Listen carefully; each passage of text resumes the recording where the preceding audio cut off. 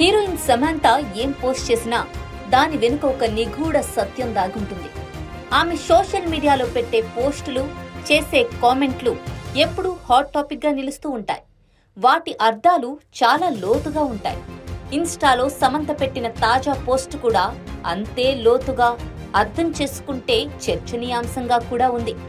అవును, నదులు తమ నీటిని తాము తాగవు, చెట్లు తమ పండ్లను అవి తినవు, సూర్యుడు తన కోసం ప్రకాశించడు, పువ్వులు తమ సువాసనను తాము పీల్చుకోవు. ఇతరుల కోసం జీవించడమే ప్రకృతి నియమం. మనందరం ఒకరికొకరు సహాయం చేసుకోవడానికి పుట్టాం. ఎంత కష్టమైనా సరే సంతోషంగా ఉన్నప్పుడే జీవితం బాగుంటుంది. అదే మీ వల్ల ఇతరులు సంతోషంగా ఉంటే ఇంకా మంచిది అని పోప్ ఫ్రాన్సిస్ చెప్పారంటూ సమంత ఇన్స్టాలో పోస్టు పెట్టింది. అయితే సమంత పోస్టు నిశితంగా గమనిస్తే దాని అంతరార్థం సింధు జలాలకు సంబంధించి పాకిస్తాన్ విషయంలో కేంద్రం తీసుకున్న నిర్ణయంపై అని ఇట్టే అర్థమైపోతోంది.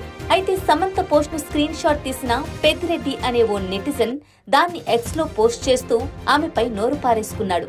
విడాకులు తీసుకుంది, రోగం వచ్చింది అని సమంత మీద కాస్త సాఫ్ట్ కార్నర్ ఉండేది. అయినా సహాయం చేయడానికి వాళ్ళేమైనా మనుషులు అనుకున్నావా? తీవ్రవాదులు.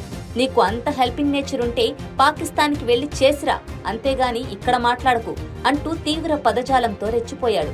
ఈ ట్వీట్ ఆధారంగా చాలా మంది నెటిజన్లు సమంతని ట్రోల్ చేస్తుండగా మరికొంతమంది ఆమెకు సపోర్ట్ చేస్తున్నారు.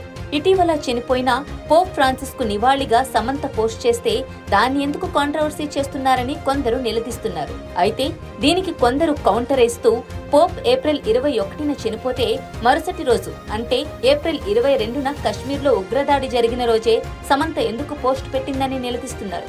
నిజంగానే పోప్ కోసం ఆ పోస్టు పెట్టి ఉంటే మరెందుకు డిలీట్ చేసిందని ప్రశ్నిస్తున్నారు.